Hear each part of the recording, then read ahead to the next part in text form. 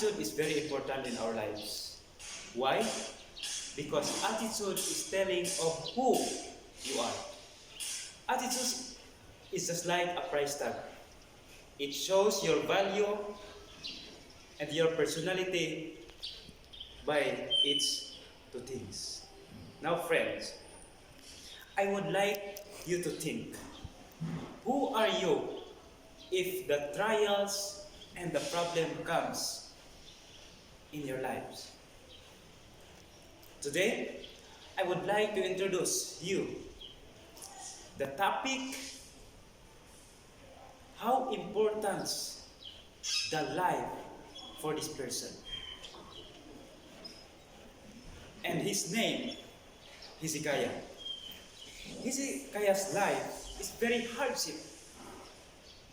Probably he encountered a lot of problems, sickness, but the good things that I know about Hezekiah's life, he stayed faithful to God.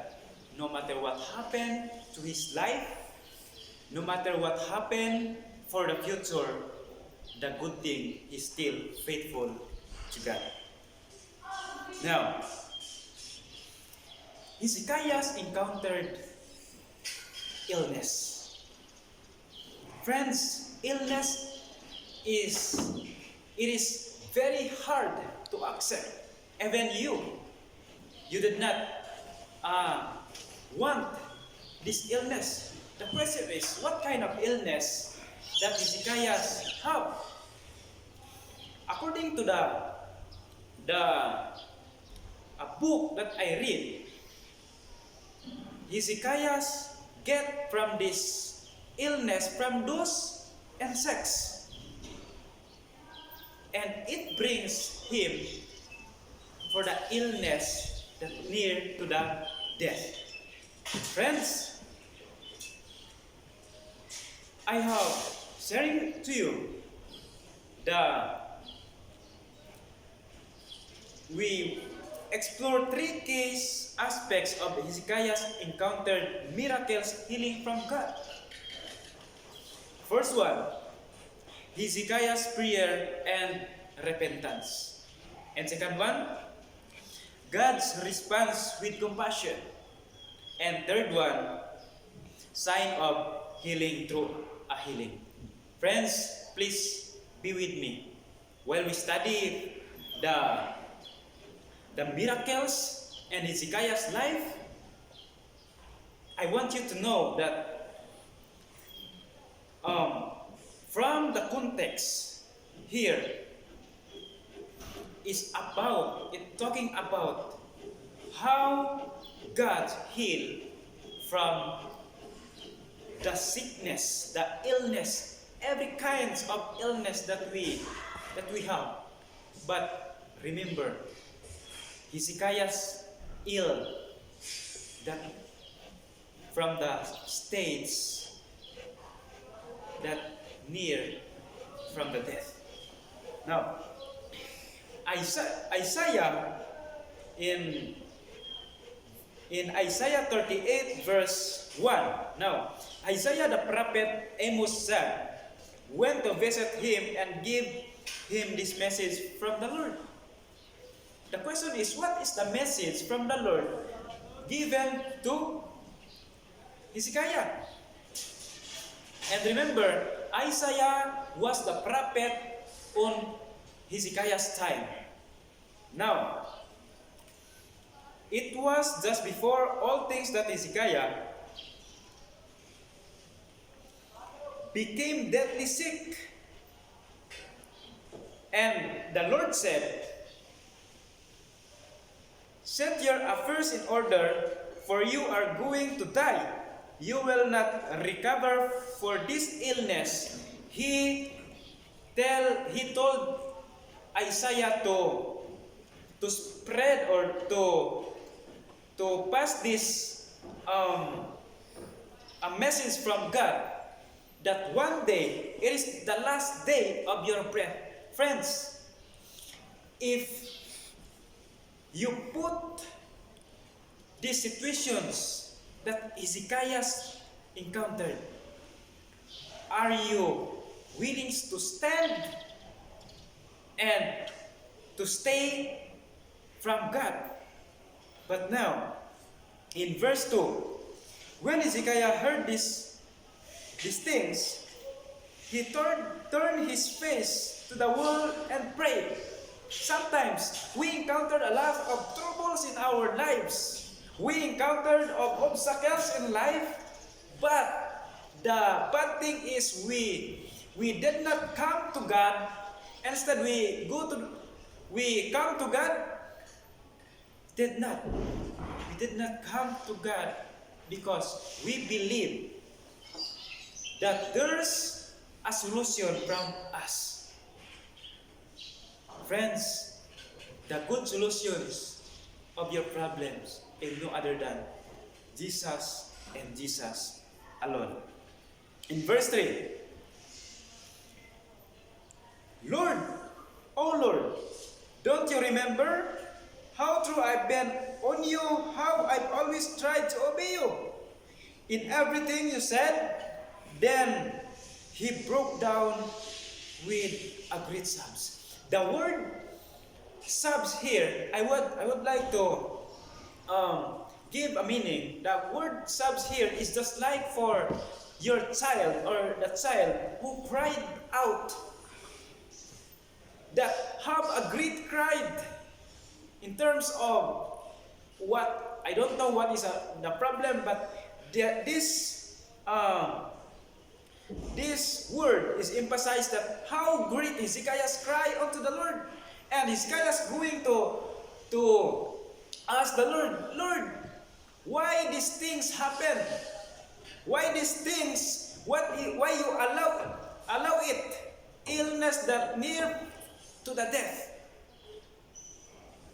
In verse 4, so that the Lord sent another message to Isaiah. Remember, the first attempt of Isaiah to tell Hezekiah that tomorrow you will die. And now, the second attempt that God wants to tell Hezekiah that you found in verse 5 and says, go and tell Hezekiah that the Lord God of your father David hears you. Friends, no matter how big your problems you are, no matter how difficulties that you have comes in your life, and remember what Hezekiah did. He prayed. He go to the Lord and he confessed all of his problems. Now, to continue, set your house in order, for you to shall not alive. God was remarkably kind of Hezekiah, telling him that his death was near. Not all the people given on time to set their house in order. And Hezekiah's face towards him to summarize the point. Friends, this shows how earnest Hezekiah was in his prayer. He directed his prayer in privacy to God and not to any man. This is the very significance to learn, friends, that in terms of we have problems in life, we have a lot of secrets. If these kinds of secrets we share to our friends, to our relatives, it is not good. But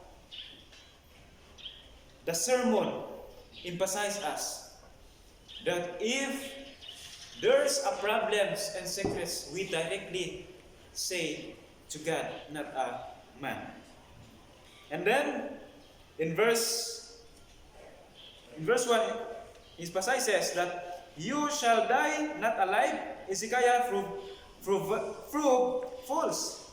So God says to Isaiah to pass this message to Hezekiah that you will die tomorrow. So it means that God lies. No. The answer is no. Because first, Hezekiah did in fact die, just not as son as God first announced. And second, when God announced judgment, it is almost always invitation to repent and to receive mercy. Mercy is always there. What we are going to do?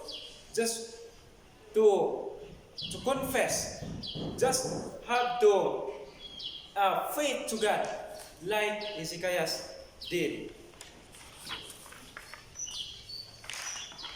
And here, I have heard your prayer. Hezekiah's prayer was important. By all indication, if Hezekiah not made his passionate prayer, then his life would not have been extended. Prayers matters. Friends, this is a good thing. If our lives near to the death, it is possible. If God works to your life, God makes possible the impossible. It because God sees your heart, how you're faithful, how you trust Him, like Hezekiah. And after that, in Hezekiah's life, he prayed to the Lord, Lord, I am a sinner.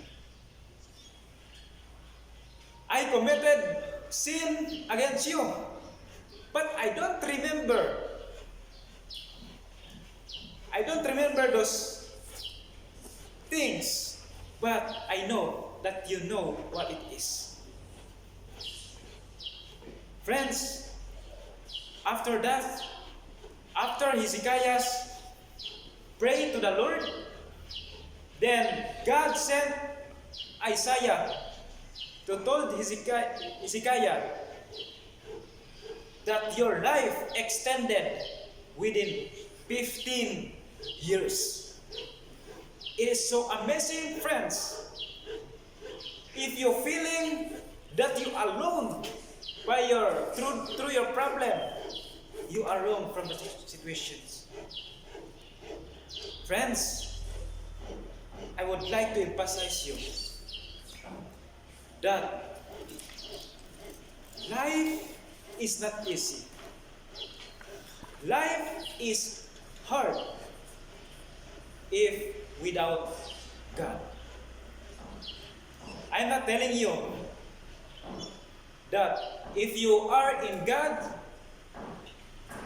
you are in a good situations. Trials to come. Trials, God's allow these trials to